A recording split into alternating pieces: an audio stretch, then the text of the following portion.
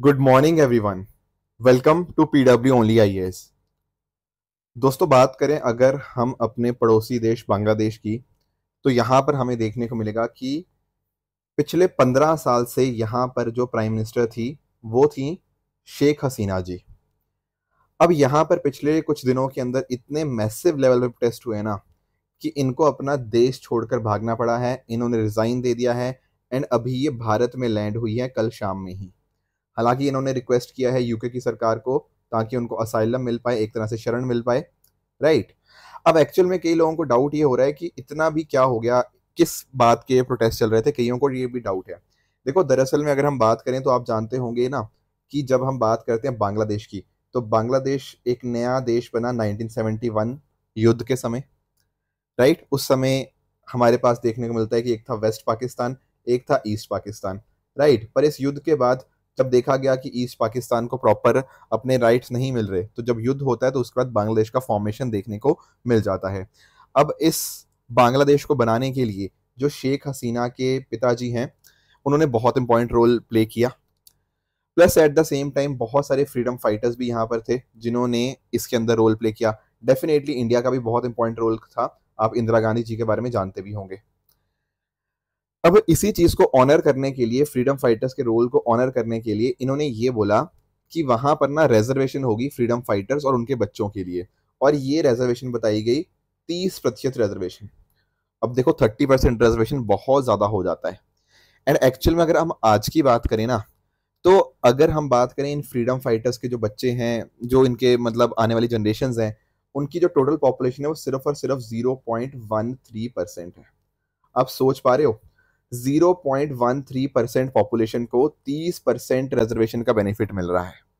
इससे युवा तो नाराज होगा ही होगा, है कि नहीं। एंड ऊपर से ऐसा इल्जाम भी ये लगाया जा रहा था यहाँ की प्रधानमंत्री के ऊपर कि ये ना अपने लोगों को यहाँ पे बिठा रहे थे, अपने लोगों को फ्रीडम फाइटर्स के सर्टिफिकेट मिल जाते थे कि ये फ्रीडम फाइटर्स के पोते हैं, पड़पोते हैं, इस तरह से। एंड अकॉर्डिंगली जो मेन मेन पोजीशंस थी उनको यहाँ पर रिजर्वेशन का बेनिफिट देके उनको अपने पास बिठा लेते थे। तो इससे यूथ काफी ज्यादा नाराज था। फिर eight the same time court की भी कुछ जजमेंट्स आई, इनको हटाने के लिए बोला गया इस तरह की रिजर्वेशन के लिए। फिर बाद में कोर्ट्स की भी जजमेंट आती रही, थोड़ी कॉन्फ्लिक्टिंग वगैरह भी। बट इन दी एंड यहाँ पर यूथ एक समय पे इतना ज्यादा नाराज हो गया कि पूरे लेवल के ऊपर प्रोटेस्ट हुए, जिसमें बहुत सारे लोगों की डेथ हमें देखने को मिली। लगभग ऐसा बताया जा रहा है कि 300 से भी ज्यादा लोग यहाँ पे मारे गए हैं इन प्रोटेस्ट के अंदर। बहुत सारे पुलिस वालों की भी यहाँ पे डेथ हुई है। बट फाइनली यहाँ पर जो शेख हसीना जी हैं, उन्होंने यहाँ पे रिजाइन दे दिया है एंड वो बांग्लादेश छोड़कर अभी फिलहाल भारत में आ गई हैं। दोस्तों, डेट है आज की 6 अगस्त 2024। आप सभी का स्वागत है आज के प्रीलिम बूस्टर न्यूज डिस्कशन के अंदर। देखो, एक मैं छोटी चीज और बता दूं, आप ना मेंस के लिए डेफिनेटली इंडिया और बांग्लादेश के क्या रिश्ते हैं, या आप डेफिनेटली आप अपने स्टैटिक पार्ट से रिवाइज कर लीजिएगा, क्योंकि मेंस में ऐसा क्वेश्चन बन सकता है भारत और बांग्लादेश के रिश्तों के रिगार्डिंग। पहला जो हम टॉपिक डिस्कस करेंगे वो डिस्कस करेंगे बेली ब्रिज के बारे में। देखो, यहाँ पर आप एक पिक्चर देखो, जैसे ये सामने आपको ब्रिज देखने को मिल रहा है। अब मान लेते हैं कि हमें ऐसा एक ब्रिज बनाना है, तो शायद एक इस तरह के ब्रिज को बनाने के लिए हमें कुछ महीने लग जाए, या अगर मान लो धीरे धीरे काम हो रहा है तो सालों भी लग सकते हैं, है ना। But on the other hand, मान लो आपके सामने ये वाला ब्रिज है। अब मुझे बताओ, ये वाला ब्रिज बनने में कितना टाइम लगेगा। पर्पस तो दोनों का सेम ही है ना, यहाँ पर भी कनेक्ट करना था, इस वाली चीज को इधर कनेक्ट करना था, यहाँ पर भी क्या करना है, इस वाले रीजन को इस रीजन से कनेक्ट करना है। तो एक्चुअल में ना ये वाला जो ब्रिज है, ये कुछ ही घंटों के अंदर बनाया जा सकता है। आप पूछेंगे ये कैसे। एक्चुअली में पता क्या है, ये जो आप यहाँ पे देख रहे हो, ये पोर्शंस देख रहे हो, ये ऑलरेडी बने बनाए होते हैं। बस आपको ना बनाना कुछ नहीं है, आपको बस चीजें असेंबल करनी होती हैं। ये जो स्टील पैनल्स आप देख रहे हो ना, ये पहले से प्री फैब्रिकेटेड होते हैं। इनको पिन्स के साथ यहाँ पे लिंक किया जाता है। Plus at the same time फिर उसके ऊपर बीम्स वगैरह इस तरह से प्लेस कर देंगे। तो मेरे कहने का अर्थ पता क्या है, कहने का अर्थ बहुत सिंपल है, हम जीरो से कुछ नहीं बना रहे। हमारे पास ये सारा सामान ऑलरेडी बना पड़ा है, हमने बस इसको असेंबल कर देना है।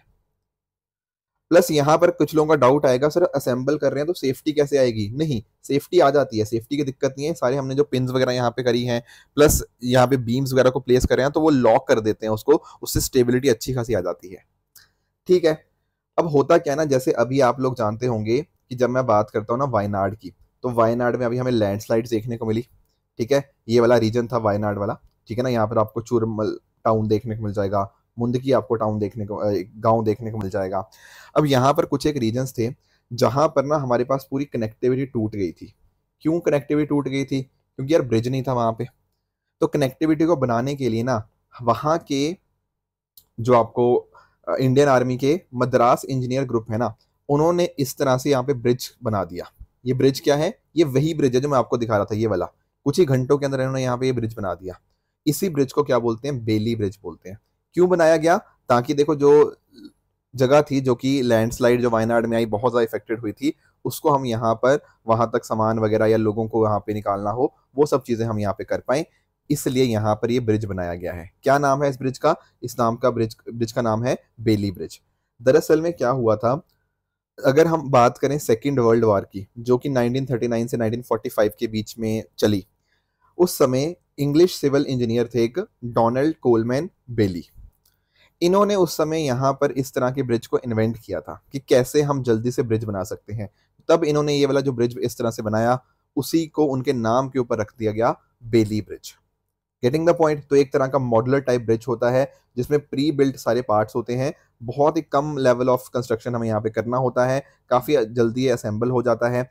Plus at the same time आप नोटिस करोगे इसके अलग अलग पार्ट्स की अगर मैं बात करूं तो प्री फैब्रिकेटेड आपको स्टील पैनल्स देखने को मिल जाएंगे जो पिंस के द्वारा लिंक होते हैं। बीम्स को प्लेस कर दिया जाता है इन गार्ड रेल्स के ऊपर ताकि एक डेक बन जाए एंड अकॉर्डिंगली स्टेबिलिटी भी उसकी बनी रहे। बाकी दो भी चीजें होंगी उनको आप आसानी से आप ट्रांसपोर्ट कर पाओगे, असेंबल कर पाओगे। तो डिजास्टर रिलीफ के समय, वार टाइम यूज के समय आप इसको बहुत आसानी से यूज कर सकते हो बिना कोई हैवी इक्विपमेंट के। तो ये पॉइंटर्स थे बेली ब्रिज के बारे में जो आपको यहाँ पे पता होने चाहिए। अगला दोस्तों हम टॉपिक डिस्कस करेंगे कुछ 4 चीजों के बारे में। आप लोगों ने नोटिस किया होगा पिछले समय के अंदर हमने जो हमारे इंडियन एविडेंस एक्ट है, इंडियन पीनल कोड हो गया, सीआरपीसी हो गया, ये हमने चेंज कर हमने इसमें नए कानून लेकर आए। राइट? उन नए कानूनों में कई नई प्रावधान भी हैं। उसी प्रावधान को इम्प्लीमेंट करने के लिए ना यहाँ पर ये कुछ ऐप्स यहाँ पे लॉन्च करी गई हैं। किसने ऐप लॉन्च करी? हमारे होम अफेयर्स के जो मिनिस्टर है ना, अमित शाह जी, उन्होंने यहाँ पर इन ऐप्स को लॉन्च किया। समझते हैं। पहली ऐप का नाम क्या है? ई साक्ष्य। साक्ष्य का मतलब क्या होता है सर? साक्ष्य का मतलब होता है एविडेंस। एंड जब मैंने वर्ड यूज कर दिया ई का मतलब हो गया इलेक्ट्रॉनिक। बिल्कुल सही बात है। तो पॉइंट सिंपल सा ये है कि मान लो जैसे कुछ भी कोई किसी की टेस्ट मनी लेनी है, तो सारी की सारी टेस्ट मनी एक एविडेंस सर्वर के ऊपर स्टोर हो जाएगी। प्लस किसी ने मान लो उस रीजन की जो पूरा एरिया होता है उसमें इन्वेस्टिगेशन करी हो, प्रॉपर क्राइम सीन को यहाँ पर सारी चीज़ों को एक तरह से सेव करके रखना हो, तो वो सारे आपके ई साक्ष्य ऐप के ऊपर जो एविडेंस सर्वर है वहां पर स्टोर हो जाएंगे। तो इलेक्ट्रॉनिकली एविडेंस आपका पूरा का पूरा स्टोर रहेगा। That is the purpose of e Sakshya app. At the same time एक वर्ड है ई समन। अब समन आप सब लोग जानते हो, कोर्ट के द्वारा समन भेजे जाते हैं ना, किसी को बुलाना होता है ना। तो अभी तक क्या होता था, एक डाकिया आता था, वो डाकिया आपको समन भेजता था कि ये भाई आपको बुलाया गया है। अब जो भी एविडेंस होगा या जो भी आपके समन्स होंगे वो अकॉर्डिंगली उस इंडिविजुअल को इलेक्ट्रॉनिकली भेज दिए जाएंगे इस ऐप के माध्यम से। तो ये ऐप का यूज उसमें होगा। Plus at the same time जो भी एविडेंस वगैरह होगा वो भी इलेक्ट्रॉनिकली स्टोर हो जाएगा, या फिर किसको भेजना होगा, जो भेजना होगा वो कोर्ट जो होगा ना, वो पुलिस स्टेशन को इस ऐप के यूज करते के माध्यम से ऑनलाइन भेज पाएगा। तो ये पर्पस हो गया ई समन का। उसके अलावा अगर मैं बात करूं न्याय सेतु, न्याय का मतलब होता है जस्टिस, सेतु एक तरह से हम ब्रिज को बोल देते हैं, कनेक्शन को बोल देते हैं, जब एक किसी चीज को हम कनेक्ट बोलते हैं। अब यहाँ पर क्या है, डिफरेंट डिफरेंट हमारे जो पुलिस स्टेशन है, आपके मेडिकल, आपका फोरेंसिक, प्रोसिक्यूशन, प्रिजन्स, इन सबको कनेक्ट करने के लिए हमारे पास एक डैशबोर्ड बनाया गया है, न्याय सेतु डैशबोर्ड। इसके अलावा आखिरी जो चीज लॉन्च करी गई है वो है न्याय श्रुति। न्याय का मतलब जस्टिस, श्रुति का मतलब होता है आवाज को एक तरह से हम बोलते हैं, है ना, जो कोई चीज बोल के करी जाए। तो अगर मान लीजिए विटनेस को हमने सुनना हो तो वीडियो कॉन्फ्रेंसिंग के माध्यम से अब जो कोर्ट है उसको सुन पाएगा यूजिंग न्याय श्रुति। तो ये 4 चीजें थी, मैंने हर किसी चीज का उसको वर्ड्स को ब्रेक करके आपको उसका मीनिंग समझा दिया है। तो इन चारों ऐप्स का आप देख सकते हो कि किस तरह से हम इसको यूज करेंगे अपने हमारे जो पुलिसिंग सिस्टम है उसको बेहतर करने के लिए, हमारे कोर्ट्स के सिस्टम को बेहतर करने के लिए। तो ये सारी चीजें आपको पता होनी चाहिए। अगला दोस्तों हम टॉपिक जो डिस्कस करेंगे वो डिस्कस करेंगे हिरोशिमा डे के बारे में। अभी थोड़ी देर पहले जब हमने बेली ब्रिज का डिस्कशन किया, मैंने उसमें बात भी करी आप लोगों के साथ कि जो सेकेंड वर्ल्ड वॉर था वो 1939 से 1945 के बीच में चला। राइट? अब इसमें जो यूएसए की बात करें तो यूएसए की एंट्री थोड़ी सी लेट होती है सेकेंड वर्ल्ड वॉर के समय, पर हमें देखने को मिलता है कि जो आज की तारीख थी ना, यानी कि 6 अगस्त, आज ही के दिन 1945 के अंदर यूएस का एक जो एयरक्राफ्ट था जिसका नाम था इनोला गे, इसके द्वारा एक एटॉमिक बॉम्ब को ड्रॉप किया गया। क्या नाम था उस एटॉमिक बॉम्ब का? उसका नाम था लिटिल बॉय। यूपीएससी ने क्वेश्चन ऑलरेडी पूछा हुआ है कि लिटिल बॉय क्या था, तो लिटिल बॉय एटॉमिक बॉम्ब का ही नाम था। ये बॉम्ब यूएसए के द्वारा हिरोशिमा जापान के ऊपर यहाँ पे ड्रॉप किया गया, जिसकी वजह से ऐसा बताया जा रहा है कि लगभग 70,000 से लेकर, मतलब 70,000 डेथ्स तो उसी समय देखने को मिल जाती हैं, पर टोटल आपको 1,40,000 डेथ्स देखने को मिली। तो ये वाली चीज तो देखो 6 अगस्त को हुई। उसी दिन को यहाँ पे हिरोशिमा डे के रूप में मनाया जाता है कि उन लोगों ने, जिन लोगों ने अपनी यहाँ पे जान गंवाई, plus at the same time जो उसके विक्टिम्स रहे, एंड साथ ही साथ न्यूक्लियर वॉरफेयर का कितना बड़ा खतरा दुनिया के ऊपर है, एंड हमें कोशिश ये करनी चाहिए कि न्यूक्लियर आर्म्स को हम एक तरह से उस पर डिसआर्मामेंट की तरफ जाएं। इसके लिए हर साल 6 अगस्त को हम हिरोशिमा डे के रूप में मनाते हैं। अब ये तो हिरोशिमा का तो इवेंट चलो एक था, जहां पर हमने नोटिस किया कि किस तरह से यहाँ पे बॉम्ब ड्रॉप किया गया जिसका नाम था लिटिल बॉय, वो तो हमने यहाँ पे समझ लिया। ये बॉम्ब आपका लगभग ग्राउंड से 600 मीटर ऊपर एक्सप्लोड हुआ। इसी तरह इसके 3 दिन बाद यानी कि 9 अगस्त 1945 को क्या हुआ, नागासाकी के ऊपर बॉम्ब ड्रॉप किया गया। ये भी आपको जापान के अंदर देखने को मिल जाता है। ये जो बॉम्ब ड्रॉप किया गया था 9 अगस्त को, उसका नाम था फैटमैन। तो यानी कि लिटिल बॉय ड्रॉप किया गया हिरोशिमा के ऊपर एंड फैटमैन ड्रॉप किया गया नागासाकी के ऊपर। एंड अकॉर्डिंगली आप नोटिस करोगे जब इतनी हालत जापान की खराब होगी, फिर 15 अगस्त 1945 को यहाँ पर अनकंडीशनल सरेंडर यहाँ पे देखने को मिलता है जापान के द्वारा। अब देखो 15 अगस्त इतनी ज़्यादा इंपॉर्टेंट दिन हो जाता है इंग्लैंड के लिए, क्योंकि ये वॉर के रिगार्डिंग फिर बाद में भारत को भी आज़ादी 15 अगस्त को ही मिलती है 2 साल के बाद, राइट। इसके साथ में अगर बात करूं तो इसका इम्पैक्ट, जैसा मैं आपको कह भी रहा था, 70 से 80,000 लोग तो उसी समय उनकी डेथ हो जाती है, पर टोटल हमें लगभग 1,40,000 लोगों की डेथ देखने को मिल जाती है because of sickness, Burns and other injuries की वजह से। और देखो वर्ल्ड वॉर 2 के कॉन्टेक्स्ट में इन्होंने एक तरह से वर्ल्ड वॉर 2 को एंड लाने के अंदर एक बहुत बड़ा रोल था इन पर्टिकुलर वेपन्स का, मतलब जो एटॉमिक बॉम्ब यहाँ पे ड्रॉप किए गए, ये यूरेनियम 235 बॉम्ब्स थे जो यहाँ पे हमें ड्रॉप होते हुए देखने को मिलते हैं। बाकी देखो इस दिन को इसीलिए सेलिब्रेट किया जाता है कि जो भी आपके विक्टिम्स हैं उनको हम एक तरह से याद कर पाएं, दुनिया भर में पीस एंड डिसआर्मामेंट को हम प्रमोट कर पाएं, एंड एक तरह से एजुकेशनल पर्पसेस के माध्यम से भी, मतलब इसको यहाँ पर लोगों को एजुकेट किया जाता है इस पर्टिकुलर डे के माध्यम से। तो ये पूरा का पूरा डिस्कशन कर लिया हिरोशिमा डे के बारे में। नेक्स्ट दोस्तों हमारा टॉपिक है कि भारत $85 मिलियन डोनेट करेगा टू मेडिसिन सेंटर इन गुजरात। आखिर ये क्या मुद्दा है, मैं आपको थोड़ा एक्सप्लेन करता हूँ। देखो 2023 के अगस्त समय की आई थिंक बात थी। उस समय पता क्या होता है, WHO यानी कि world health organization plus at the same time हमारी भारत सरकार की जो मिनिस्ट्री है ना, आयुष मंत्रालय, आयुष आप जानते होंगे, आयुर्वेदा, योगा, यूनानी, सिद्धा, होम्योपैथी, ठीक है ना, ये जो आपका मिनिस्ट्री ऑफ आयुष है, इनके द्वारा मिलकर जामनगर गुजरात के अंदर एक सेंटर लॉन्च किया गया जिसका नाम क्या था, WHO global traditional medicine centre. अब नाम में ही जैसे वर्ड क्या यूज हो गया, ट्रेडिशनल मेडिसिन। अब ट्रेडिशनल मेडिसिन के अंदर ये सब चीजें आ जाती हैं जो मैंने आपको बताया, आयुर्वेदा, बाकी और चीजें जो मैंने आपको एक्सप्लेन करी। तो उसका एक तरह से नॉलेज सेंटर की तरह ये काम करता है GMTC यानी कि ग्लोबल ट्रेडिशनल मेडिसिन सेंटर। अब ये इस तरह का पहला इसका जो ग्लोबल समिट था इसके रिगार्डिंग ही 2023 के अंदर ही हुआ, जामनगर गुजरात के अंदर ही। एंड आपको ध्यान में ये रखना है कि GMTC पहला and globally outposted centre for traditional medicine ये एकमात्र ही है आपको दुनिया भर में जो देखने को मिलता है। अब ये 5 अलग अलग एरियाज में काम करता है। जैसे एक हो गया आपका एविडेंस एंड लर्निंग के रिगार्डिंग, कि जो भी आपकी ट्रेडिशनल मेडिसिन है उनका हम जो एविडेंस है एंड यूज है उसको मैप करें with the use of artificial intelligence, ताकि लोगों के अंदर इसके रिगार्डिंग अवेयरनेस भी बढ़े, लोगों के अंदर एजुकेशनल रिसोर्सेज को हम और डेवलप कर पाएं। ये पहला फोकस। दूसरा हो गया ट्रेनिंग प्रोग्राम्स, ताकि एक तरह से जो ट्रेनिंग वगैरह है वो प्रोवाइड करी जा पाए, कैंपस बेस्ड भी हो, वहाँ पे रहने वाले लोगों के लिए भी वेब बेस्ड ट्रेनिंग भी यहाँ पे प्रोवाइड करी जा पाए इस फील्ड के अंदर। इसके साथ ही साथ डेटा एंड एनालिटिक्स हो गया, ठीक है, किस तरह से डेटा और एनालिटिक्स को हम स्ट्रेंथन करें अलग अलग तरह के ट्रेडिशनल मेडिसिन के रिगार्डिंग सर्विस के, ताकि इनमें एविडेंस जो है ना वो और अच्छे से बाहर आ पाए। इसके साथ में अगर हम बात करेंगे तो सस्टेनेबल डेवलपमेंट के लिए कैसे हम इसको यूज कर सकते हैं, इक्विटी एंड राइट्स के लिए, वो इसका फोकस रहता है। प्लस इस सेक्टर के अंदर हम कैसे और इनोवेशन बेहतर कर सकते हैं, ये सारे फोकस आपके ग्लोबल ट्रेडिशनल मेडिसिन सेंटर के यहाँ पर रहते हैं।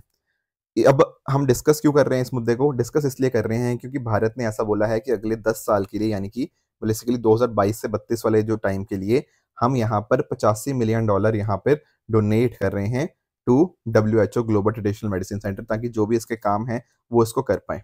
ठीक है, ये जो एग्रीमेंट साइन हुआ था वो आपका WHO हेडक्वार्टर जिनेवा में यहाँ पे साइन होता हुआ देखने को मिल जाएगा। बाकी कोशिश यही है कि एक तरह से अच्छे से इंप्लीमेंट कर पाए, फाइनेंशियल टर्म्स वगैरह और यहाँ पे डिस्कस हुई हैं, एक तरह से अच्छे से नॉलेज हब की तरह यहाँ पे काम कर पाए, तो that is all the focus. ठीक है, तो ये मेडिसिन सेंटर के बारे में आपको जानना ज़्यादा जरूरी था, न्यूज़ तो चलो इतनी इंपॉर्टेंट नहीं थी। इसके अलावा भी ना भारत की तरफ से आपका ministry of Ayush and WHO इनके बीच में और भी चीज़ों से कोलैबोरेट होता है। जैसे फॉर एग्जांपल अगर मैं बात करूं, यहाँ पर आयुर्वेदा यूनानी सिद्धा सिस्टम्स के अंदर यहाँ पर अलग से डॉक्यूमेंट्स यहाँ पे क्रिएट किए गए हैं, plus at the same time world health organization की टर्मिनोलॉजी भी है इन पर्टिकुलर प्रैक्टिस के रिगार्डिंग, तो वहाँ पर कोलैबोरेशन देखने को मिल जाता है। इसके अलावा अगर मैं बात करूँ, यहाँ पर WHO ने जो traditional medicine chapter of international classification of disease 11 उसके अंदर सेकंड मॉड्यूल को भी ऐड किया है, वो भी आपकी आयुष मंत्रालय के साथ लिंक करता है। इसके साथ ही साथ एम योगा जैसी एप्स को लॉन्च किया गया है। एंड उसके साथ ही जब मैं बात करता हूँ ना international pharmacopoeia of herbal medicine, इसका अर्थ ये है कि एक तरह की पब्लिकेशन बेसिकली है जिसके अंदर अलग अलग ड्रग्स के बारे में, उनके इफेक्ट्स क्या होते हैं, उनको कैसे यूज करना है, वो सारा का सारा WHO के द्वारा क्रिएट किया गया है। एंड ये भी आपकी आयुष मंत्रालय के साथ लिंक कर जाता है। तो इस तरह से बहुत सारे एरियाज के अंदर आयुष मंत्रालय एंड WHO आपस में कोलैबोरेट करते हैं। अगला दोस्तों हमारा टॉपिक रहेगा copy of stone inscriptions on to paper. अब ये क्या मुद्दा है? देखो दरअसल में ना अगर हम चलते हैं अपने थोड़े साउथ इंडिया की तरफ, तो सदर्न इंडिया के अंदर हमारे जो आर्कियोलॉजिकल सर्वे ऑफ इंडिया है ना, उनके द्वारा एक एक्सरसाइज कंडक्ट करी जा रही है। क्या एक्सरसाइज कंडक्ट करी जा रही है? देखो एक्चुअल में हो क्या रहा है ना कि एक यहाँ पर आपको टेम्पल देखने को मिलेगा, Thaleshwar temple in Kovilpalayam near Palladam. Basically हम यहाँ पे बात करें तिरुपुर डिस्ट्रिक्ट की। यहाँ पर बहुत सारी हमारे पास इंस्क्रिप्शंस देखने को मिलती है, बेसिकली स्टोन इंस्क्रिप्शंस। हम चाहते हैं उन स्टोन इंस्क्रिप्शंस को ना हम इंक्ड पेपर्स के ऊपर, कागजों के ऊपर हम एक तरह से कॉपी कर लें, ताकि फिर उनको जाके आगे जाके उसको स्टडी किया जा पाए। इसी को हम क्या बोलते हैं? एपिग्राफी हम बोलते हैं। कि जो भी आपका रिटन मैटर है, मान लो किसी हार्ड मटेरियल के ऊपर उसको लिखा गया है, उसको हम स्टडी करें, उसको राइट उसको आइडेंटिफाई करें, उनकी थीम्स को आइडेंटिफाई करें, उनको मीनिंग्स को आइडेंटिफाई करें, उसी को जाना जाता है एपिग्राफी। तो थोड़ा सा हमें इस चीज़ के बारे में और पता होना चाहिए, इस पर्टिकुलर टेम्पल के बारे में। तो जब मैं बात करता हूँ थलेश्वर टेम्पल की, ये आपको ग्रेनाइट स्टोन टेम्पल देखने को मिल जाएगा कोंगू रीजन के अंदर। ठीक है, तो इंस्क्रिप्शंस आपको 4 वॉल्स ऑफ द श्राइन के ऊपर देखने को मिल जाते हैं। यहाँ पर जो आपकी मेन डिटी है दैट इज थिलिकेश्वर, राइट। यहाँ पर टोटल 8 इंस्क्रिप्शंस को आइडेंटिफाई किया गया है टेम्पल के अंदर, जिनमें अगर मैं बात करूँ 7 जो आपकी इंस्क्रिप्शंस है वो तमिल के अंदर है, और जो एक इंस्क्रिप्शन है ना वो आपकी वत्तेजुतु के अंदर है, बेसिकली जो कि एक तमिल राइटिंग स्क्रिप्ट ही हमें यहाँ पे देखने को मिल जाती है। इस पर्टिकुलर स्क्रिप्ट को डिसाइफर किया गया था इंडियन हिस्टोरियन प्रोफेसर वाई सुब्रयलु जी के द्वारा। अब आप एक चीज नोटिस करो कि ये जो टेम्पल है ना ये बिल्ड किया गया था चेरा रूलर आपके जो कुकांडन वीरानारायण के द्वारा। एक्चुअल में आप यहाँ पे नोटिस करोगे जब मैं बात करता हूँ ना चेरा किंगडम की, तो आप नोटिस कर रहे होंगे कि चेरा जो है ना किंगडम, ये आपको केरला वाले जो आज के समय केरला रीजन है ना वहां पर आपको देखने को मिल जाता है। एंड इवन चेरा रूलर्स को हम लोग केरला पुतास के नाम से भी जानते हैं, basically it means sons of the Kerala, right. इनकी जो चेरास की कैपिटल थी वो आपको वांजी देखने को मिल जाती है। प्लस यहाँ पर इनके बहुत इंपॉर्टेंट पोर्ट्स भी हुआ करते थे, जिन पोर्ट्स में 2 बहुत ही फेमस नाम है, दैट इज मसूरी, मतलब MUSIRE, एंड साथ ही साथ टोंडी। तो ये कुछ बहुत फेमस इनके पोर्ट्स यहाँ पे रहे हैं। बाकी जो मॉडर्न केरला है, संगम पीरियड के समय इन्होंने उस मॉडर्न केरला के ऊपर रूल किया। ये जो टेम्पल था मैंने आपको बता ही दिया कि चेरा रूलर जो आपके थे कुकांडन वीरानारायण, इनके द्वारा यहाँ पे कंस्ट्रक्ट किया गया था ड्यूरिंग द 9th सेंचुरी। साथ ही साथ अगर हम बात करें यहाँ पर इनके द्वारा जो टेम्पल बनाया गया था उसके में ये भी बताया गया है कि इस टेम्पल को हर कीमत के ऊपर आपको प्रोटेक्ट करना है। कोई भी इंसान जो इस पर्टिकुलर टेम्पल को डैमेज करने की कोशिश करेगा वो हमेशा सफ़र ही करता रहेगा एंड एक दिन वो ख़त्म हो जाएगा वो इंसान। तो इतनी ये बातें यहाँ पे लिखी हुई हैं। प्लस इंस्क्रिप्शंस जो वॉल्स के ऊपर थी वो कॉपी की गई यूजिंग द ई-स्टैम्पेज मेथड, बेसिकली कि किस तरह से उनको कॉपी करना है करेक्टर्स एंड सिंबल्स को इंस्क्रिप्शंस के, तो ये चीज़ यहाँ पे करी जा रही है।